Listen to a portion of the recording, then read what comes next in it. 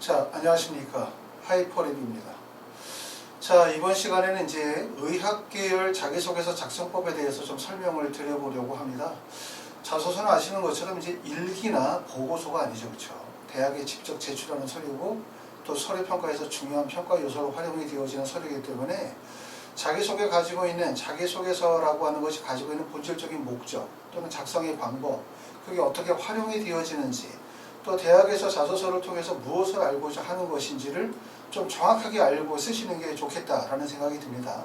그렇기 때문에 이제 자소서를 학생이나 부모님들이 실제 작업을 하기 이전에 먼저 이 내용을 꼭 좀 알았으면 좋겠다. 이 내용을 제가 좀 말씀을 드리도록 하겠습니다. 자, 자기소개서는 지금 이제 보시는 것처럼 자소서는 과연 무엇이냐라고 하는 부분을 우리가 생각하게 되었을 때는 학생들이 대학에 제출하는 서류에 대한 특성을 이해하시면 될 것 같아요. 첫 번째는 학생들이 대학에 제출하는 서류는 첫 번째는 학교생활기록부라는 게 있겠죠. 그렇죠? 두 번째는 교사추천서가 전년도까지만 있었지만 교사추천서가 모든 대학에서 교사추천서가 폐지가 되어졌기 때문에 사실상 학교장의 추천을 제외한 나머지 유일한 서류는 학교생활기록부와 자기소개서일 뿐이에요.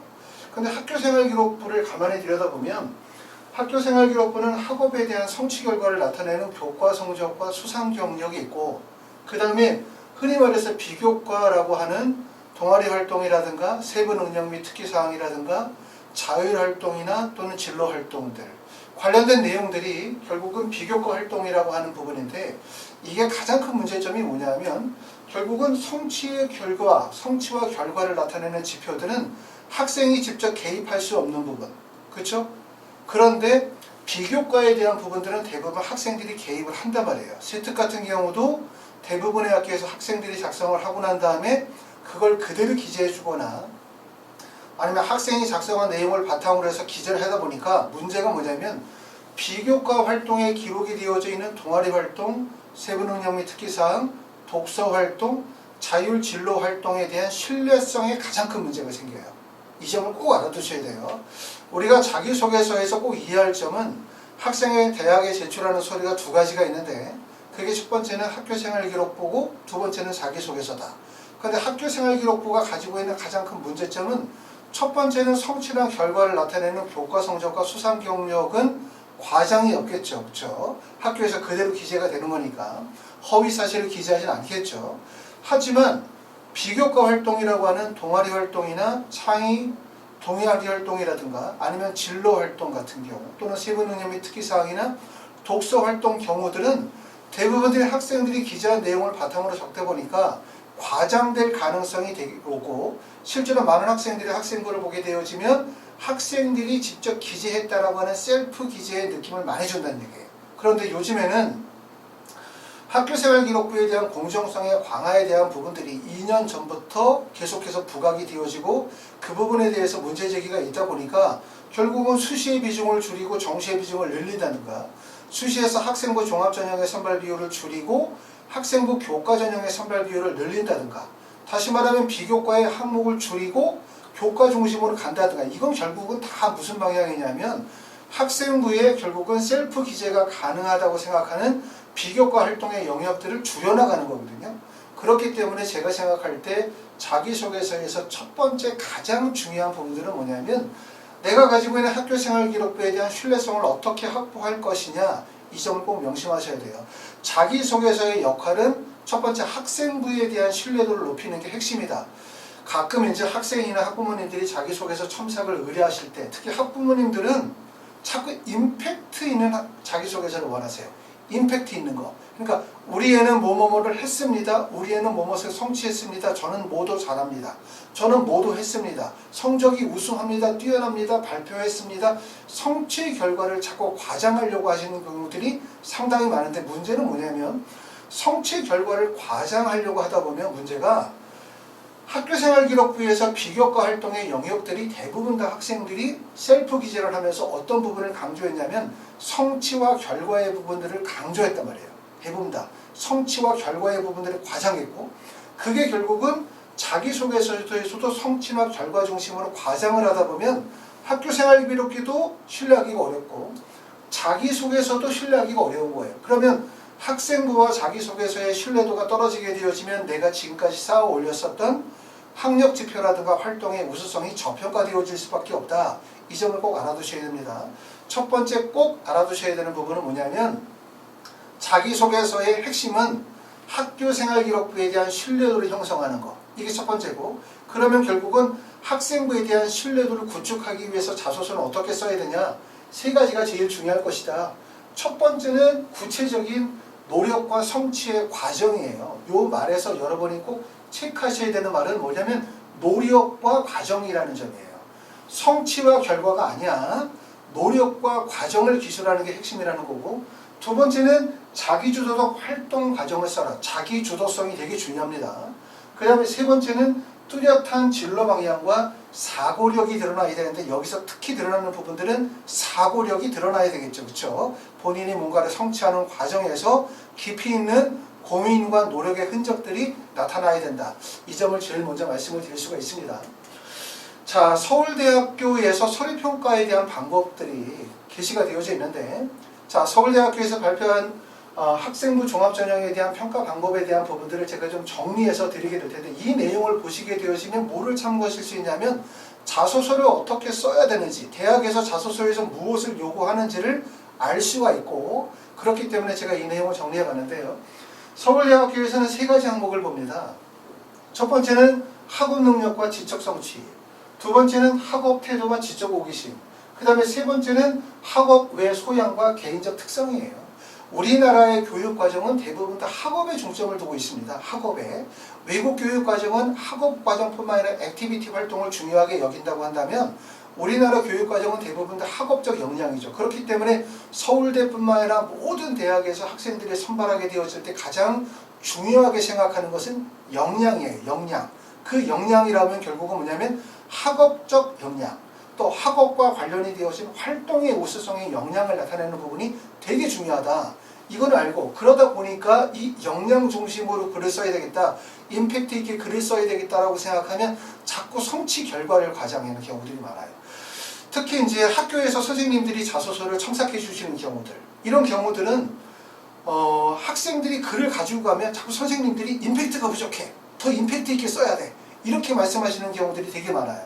얘기는 뭐냐면 자기소개서라는 것은 자기소개서를 잘 쓰는 게 중요한 게 아니에요.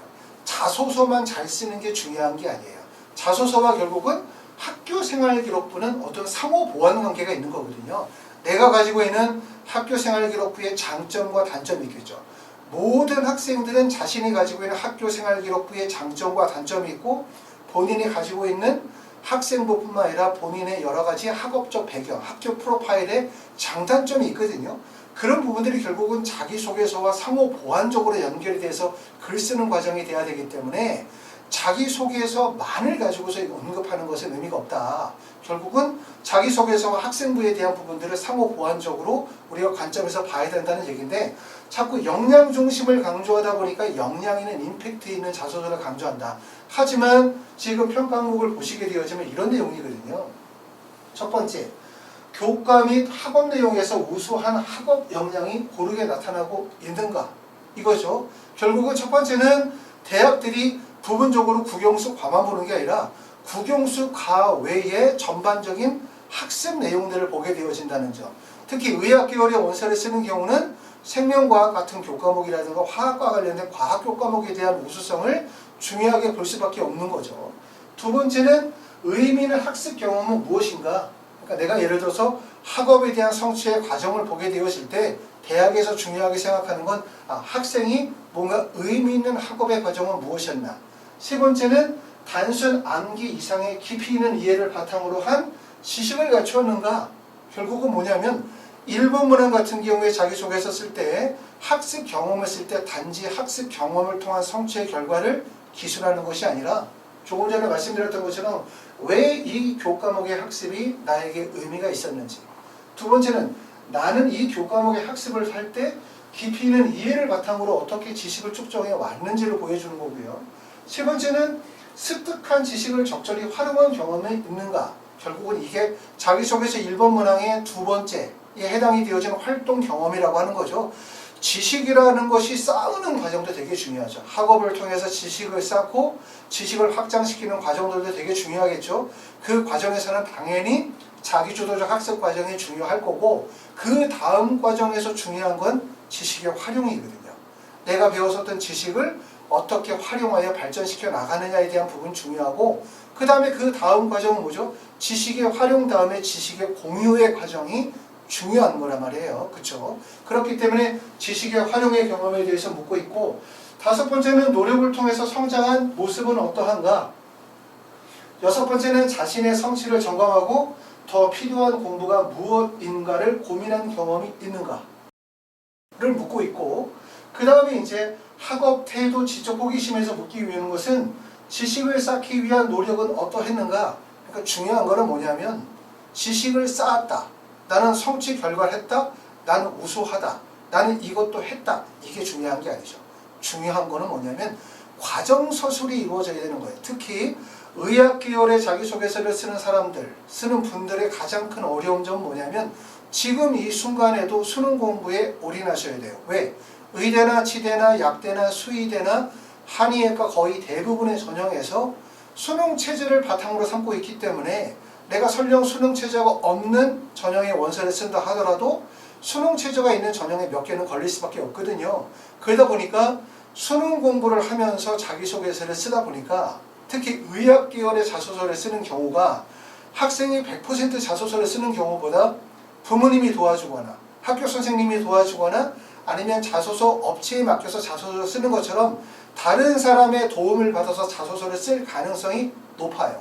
그렇기 때문에 결국은 뭐냐면 자기소개서 유사도 평가에 걸리느냐 평가에 걸리지 않느냐의 문제가 아니라 학생이 직접 글을 쓰지 않게 되어지면 뭐가 이루어지지 않냐면 여기에 나와 있는 거의 핵심 결국 노력, 과정에 대한 서술이 불가능해요. 학생이 글을 쓰지 않고 다른 사람이 글을 써주게 되면 유사도에 걸리는 게 아니야. 유사도가 문제가 걸리는 게 아니거든요. 유사도 평가라는 것은 분명히 아셔야 되는 부분은 유사도 평가라는 건 표절이에요. 표절. 다른 사람과 문구 표현이 비슷하다고 해서 유사도에 걸리는 것이 아니라 표절이라고 한다면 전년도나 그 전년도에 대학에 지원했었던 합격생의 자기소개서 또는 지원했었던 학생의 자소서를 2줄 이상 따가지고 그대로 붙이는 경우 이게 바로 표절에 걸리는 거고 이걸 대학에서 얘기하는 유사도 검사에 걸리는 거거든요. 그러니까 예를 들어서 아버님이 직접 글을 써줬다 어머님이 직접 글을 써줬다 라고 한다면 유사도 평가에 전혀 걸리지 않습니다. 아시겠죠? 하지만 문제는 뭐냐면 우리가 걱정해야 되는 건 유사도 평가가 아니에요. 그리고 요즘에는 대학에서 몇 년 전부터 유사도 평가를 예를 들어서 5% 20%를 남겨서 소명 과정을 거치다 보니 소명 과정을 거치다 보니 첫 번째는 짧은 입시의 기간 동안에 그 과정을 다 거치기도 어렵고 두 번째는 소명 과정을 거치다 보면 학부모와 대학 간의 법적 소송의 문제가 생겨요. 그러다 보니까 대학들이 이런 소명 과정을 거치지 않고 학생이 쓴 자기소개서가 다른 사람이 대신 써준 자소서라고 여겨지거나 아니면 학생의 역량이 잘 드러나지 않는다고 판단이 되어지면 점수를 그냥 낮게 주는 거거든요. 자소서의 평가를 낮게. 그러면 굳이 소명 과정을 거치지도 않고 걸러내게 되겠죠. 그렇기 때문에 학부모님들이 신경을 써야 되는 거는 유사도 평가가 아니다. 중요한 거는 뭐냐면 학생의 노력, 학생의 과정이 서술이 되어지지 못하는 자소서를 쓰게 되어지면 결국은 불합격할 수밖에 없다는 거예요. 그렇죠? 그렇기 때문에 자기소개서의 가장 중요한 것은 동기, 성취 결과 이게 아니라 그 중간에 들어가야 되는 학생의 노력, 학생의 경험, 학생의 자기주도적 학습의 과정과 성취를 위한 학생이 가지고 있는 노력의 과정들이 좀 더 과정 중심으로 솔직하게 기술이 되어야 되는 게 핵심이라는 점을 꼭 말씀을 드립니다. 이렇게 말씀을 드리는데도 불구하고 자꾸 자소서를 성취나 결과 중심으로 글을 쓰려고 하시는 분들이 계세요. 그렇게 되어지면 문제가 뭐가 되냐면 학교생활 기록부도 근본적으로 신뢰성이 떨어지는 데다가 자기소개서도 학교생활 기록부와 비슷한 패턴으로 쓰게 되어지면 결국 성취 결과는 있는데 노력의 과정에 대한 부분이 기술이 되어지지 못하기 때문에 역량 있는 자소서도 나오지 못하고 그 다음에 두 번째는 신뢰성도 낮아질 수밖에 없다. 이 점을 꼭 알아두시면 될 것 같습니다. 자, 자기소개서의 문항이 변경되었다는 사실도 꼭 아셔야 돼요. 우리가 종전에 이제 진행이 되어진 자기소개서는 4개의 문항의 자소서를 있었는데, 문항이 2022학년도와 2023학년도는 변경 축소된 자소서 문항을 유지하게 되어질 거고, 2024학년도부터 자기소개서가 폐지가 되어질 거예요. 자기소개서를 대체할 수 있는 형식의 학생부 대체 서식이라는 양식이 있습니다. 그게 일부 대학에서는 해외고등학교 졸업자를 대상으로서 활용이 되어지고 있는 서류인데, 일종의 자기소개서의 대체 서식의 형태로 또 활용이 되어질 수도 있어요. 필요하다면. 자, 그러면 우리가 전년도의 자기소개서는 어떤 문항이었었냐면, 첫 번째는 1번, 2번, 3번, 4번 문항인데 1번, 2번, 3번 문항이 대학의 공통 문항이었어요. 1번 문항에서는 학업에 기울인 노력과 학습 경험을 적는 글자수 1000자. 2번 문항에서는 교내활동 3가지 중에서, 의미 있는 교내활동 3가지 중에서 적도록 됐죠. 그렇죠? 글자수 1500자예요. 그 다음에 세 번째 문항은 배려나 나눔이나 협력의 경험들을 적는 글자수 1000자. 그 다음에 지원 동기나 진로 계획이나 입학 후 학업 계획에 대해서 적는 글자수 1000자. 또는 일부 대학에서는 1500자의 글자수를 주는 학교들도 있고, 또 일부 대학은 4번 문항이 없이 3번 문항으로 유지하던 대학들도 있었죠. 그런데 이게 2022학년도로 가게 되어지면서 대부분의 대학이 자기소개서가 3개의 문항으로 바뀌었어요. 어떻게 바뀌었냐면, 첫 번째는 1번 문항과 2번 문항에 있던 학습 경험과 교내 활동을 1000자, 1500자, 2500자를 학습 경험과 교내 활동에서 1500자로 문항수를 줄였습니다. 두 번째는 배려, 나눔, 협력이라는 것을 타인과의 공동체라고 해서 이름을 바꿨지만, 근본적으로는 학생의 사회성이나 인성이 묻어나는 영역이기 때문에 질문의 내용은 비슷하다고 할 수 있고, 글자 수는 1000자에서 800자로 줄었어요. 그 다음에 지원 동기는 1000자에서 800자로 줄었고, 그렇기 때문에 근본적으로 가장 큰 특징은 뭐냐면 1번, 2번 문항이 하나의 문항으로 변경이 되어졌다가 가장 큰 특징, 겉으로 드러나는. 자, 그런데 이제 3번 문항 같은 경우는 대학들마다 문항이 좀 다르죠. 서울대 같은 경우는 아시는 것처럼 3번 문항이 종전의 4번 문항의 도서 경험 3권인데 결국은 이거 도서 2권으로 바뀌었어요. 결국은 3번 문항이 다른 대학이 진로에 대한 부분들을 보여주고 있다면, 서울대학교는 독서 문항으로 갔기 때문에 3번 문항은 대학들 선택 문항이기 때문에 대학들마다 문항이 약간씩 다릅니다. 근본적으로는 이제 지원 동기를 묻는 문항이 많긴 하지만, 일부 대학에서는 1번과 2번 문항만 하는 학교들도 있고, 또는 1번, 2번, 3번인데 3번의 질문이 다른 경우들도 있습니다.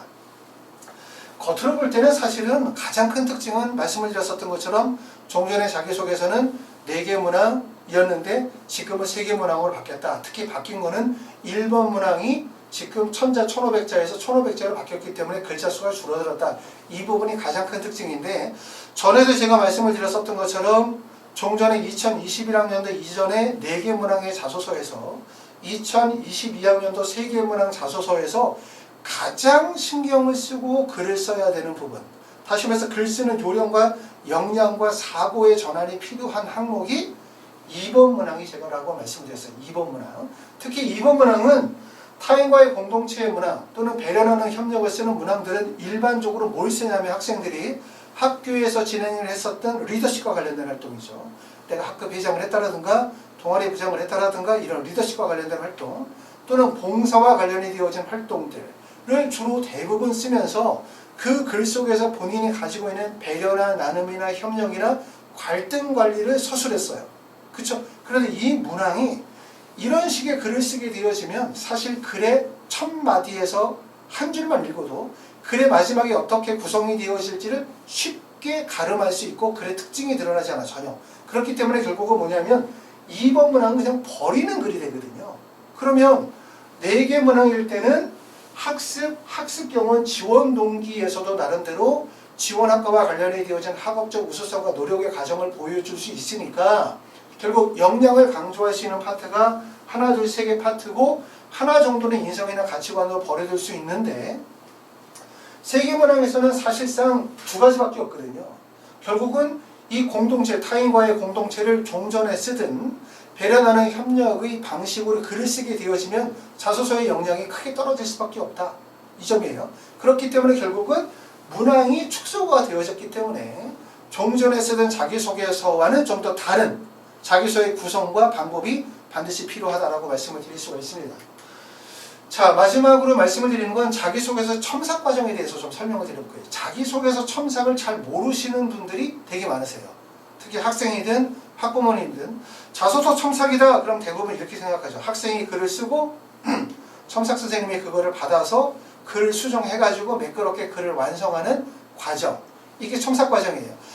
맞습니다. 물론 이 첨삭이라는 게 학생이 글을 쓰고 난 다음에 그걸 가지고 매끄럽게 수정해가지고 글을 완성하는 과정이 첨삭이라는 과정은 맞는데, 문제는 뭐냐면 자기소개서라는 게 자기소개서라는 특징이 단지 일기나 보고서가 아니다. 자소서는 뭐다? 대학에 제출하는 입시와 관련된 중요한 서류다. 두 번째, 자소서는 뭐다? 학교생활기록부와의 상호 보완적 관계를 맺어야 된다. 그렇기 때문에 자소서를 쓰는 과정에서 이해할 거는 학생이 가지고 있는 학교생활기록부의 장점과 단점이 무엇인지, 두 번째는 이 학생이 가지고 있는 학교생활기록부 내의 교과 성적과 비교과 활동, 그 다음에 모의고사 성적으로 실제 지원하는 대학이 적정 지원인지, 상향 지원인지, 안정 지원인지, 또는 이 학생이 지원하는 그 대학의 모집 단위에 지원하는 학생들이 유형이 어떤 학생들인지를 알아야 돼요. 입시의 요소를 이해해야만 자기소개서의 내용을 무엇을 구성할지, 자소서의 깊이를 어떤 깊이로 다룰지, 자소서에서 다른 학생과 어떤 차별성을 가져갈 수 있을지를 결정할 수 있다는 거죠. 이해되시죠?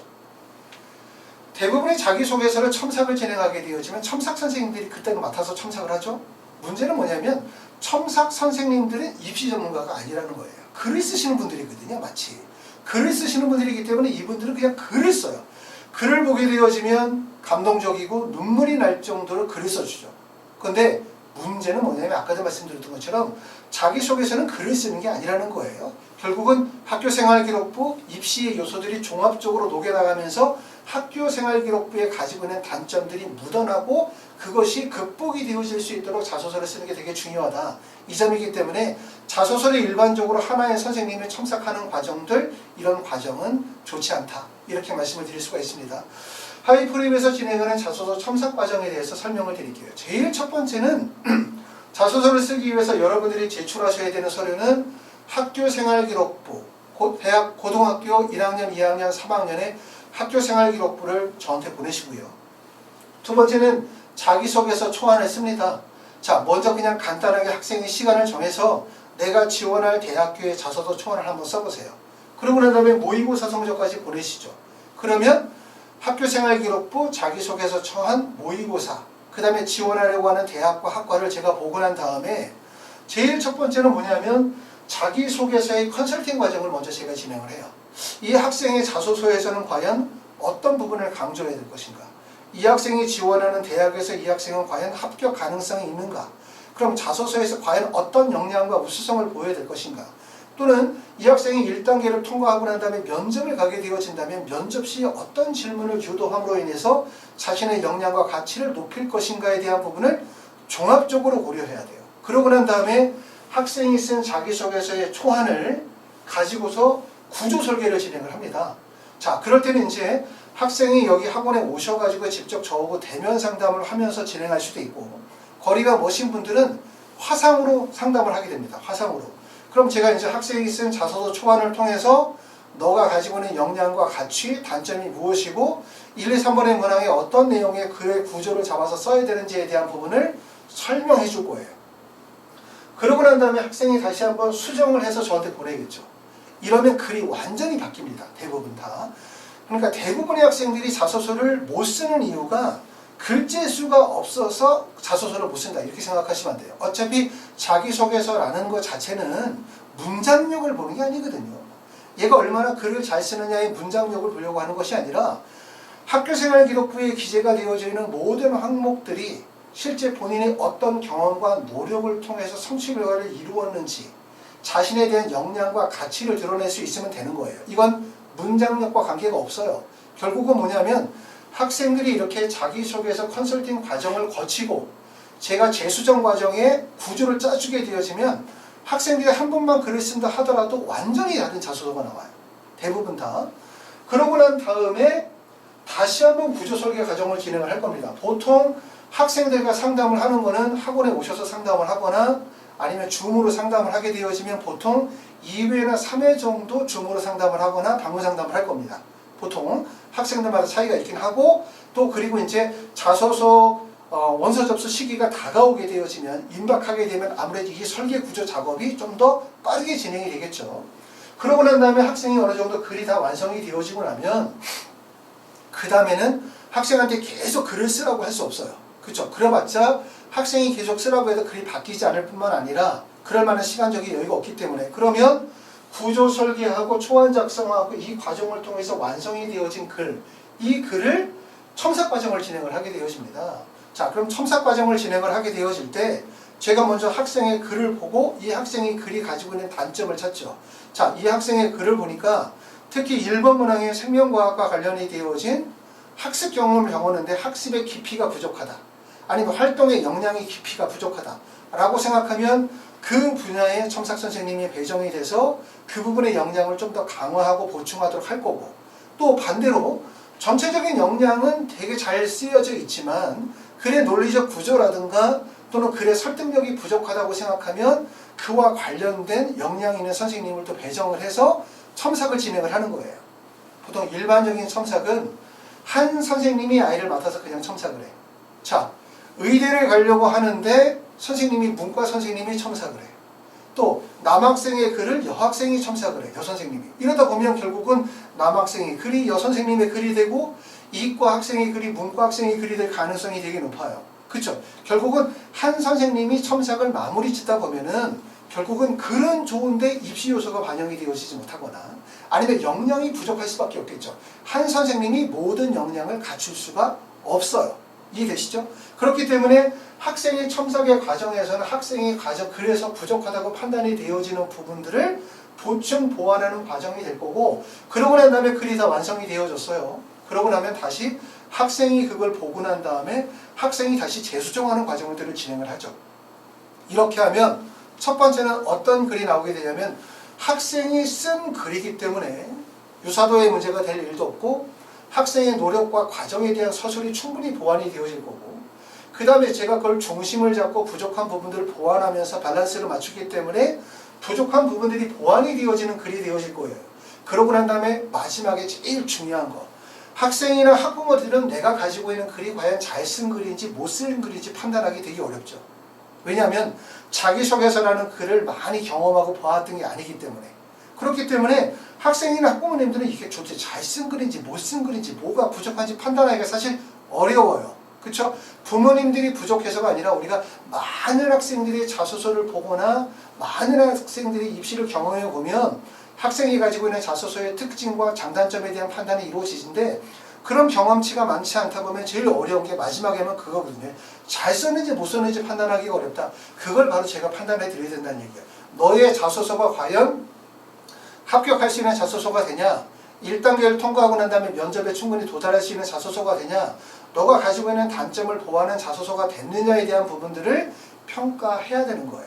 이게 바로 이제 하이퍼 리뷰에서 진행하는 자기소개서 프로세스의 과정이죠. 그렇기 때문에 제일 첫 번째는 저하고 먼저 자기소개서의 컨설팅 과정을 통해서 구조 설계하는 과정이 진행이 될 거고 그러고 난 다음에 첨삭의 과정에서는 분야별로 선생님들이 배정이 되어져서 수정 보완하는 과정이 되어질 거고 그리고 최종적 마지막의 결정은 제가 다시 한번 또 확인하고 여러분께 이제 완성본을 제출할 수 있도록 하는 과정으로 진행이 되어지는 게 바로 이게 대면 첨삭이라고 말씀을 드릴 수가 있고요.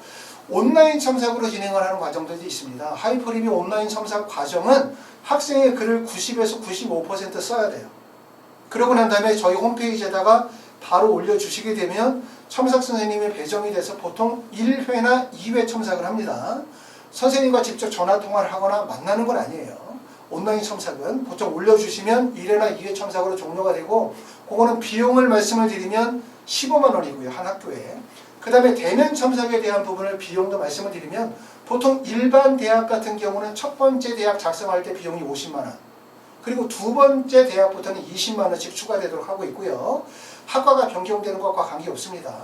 그 다음에 의학 계열이나 의대나 치대나 약대나 수의대나 한의대 같은 경우나 서울대학교 자기소개서 작성을 하게 되어질 때는 첫 번째 대학의 비용을 70만 원을 받아요. 아셨죠? 이 과정을 진행하면서. 그리고 두 번째 대학부터는 20만 원씩 비용이 추가가 되어지도록 그렇게 해서 자기소개서 첨삭 과정을 진행하는데, 올해는 아시는 것처럼 자기소개서를 쓰지 않는 대학들도 있기 때문에 보통 첫 번째 대학 작성하는 게 제일 중요하죠. 첫 번째 대학 작성하고 나면 사실 두 번째, 세 번째 대학은 추가한다 하더라도 몇 개 대학 추가가 안 될 거고, 또는 첫 번째 대학 완성하고 난 다음에 두 번째, 세 번째 대학은 학생이 그때부터 수정이 가능할 거라고 생각해요. 그런데 첫 번째 대학이 아까 말씀드렸었던 것처럼 학생이 쓴 글을 가지고 그대로 첨삭이 이루어지다 보면 결과적으로 방향을 잡을 수가 없어요. 도저히. 그렇기 때문에 자소서에서 제일 중요한 부분들은 아까도 말씀드렸던 것처럼 문장력 잘 쓴다 이게 아니다. 제일 중요한 건 학교생활기록부가 가지고 있는 장점과 단점, 내가 가지고 있는 장점과 단점들이 어떻게 자소서에서 드러날 것이고, 그리고 내가 지원할 모집 단위 내에서의 경쟁력을 어떻게 높일 것이고, 그리고 내가 이걸 최종적으로 면접에 활용이 되어지는 자료이기 때문에 면접 시에 어떤 질문을 유도해낼 것인가에 대한 부분이 제일 중요하다. 그렇기 때문에 자기소개서의 설계와 구조를 짜고 첨삭을 진행하는 과정들이 중요하다고 말씀을 드릴 수가 있습니다. 의학계열의 원서를 쓰시는 분들은 말씀을 드렸던 것처럼 수능 최저 때문에 수능 공부를 하시면서 자소서를 써야 하다 보니까 여러 가지로 심적으로 부담이 되실 수가 있어요. 또 자소서는 또 중요할 수밖에 없죠. 그 다른 데보다도 경쟁이 더 치열하기 때문에. 그렇기 때문에 결국은 학생의 역량과 노력이 집중이 되어지면서, 그러면서도 불구하고 학생이 가지고 있는 여러 가지 그 피로도라든가 시간이 너무나 자소서에 많이 시간을 낭비하지 않고, 그러면서도 효율적인 자소서를 완성할 수 있도록 하이포립에서 이런 프로그램들을 진행을 하고 있습니다. 이번 시간에는 이제 자기소개서를 어떻게 써야 되는지, 또 하이포립에서 진행하는 자소서 첨삭 과정은 어떤 차별성이 있는지에 대해서 설명을 드렸고, 여기에 대해서 문의사항이 있으신 분들은 하이포립을 전화 주시면 안내해 드리도록 하겠습니다. 감사합니다.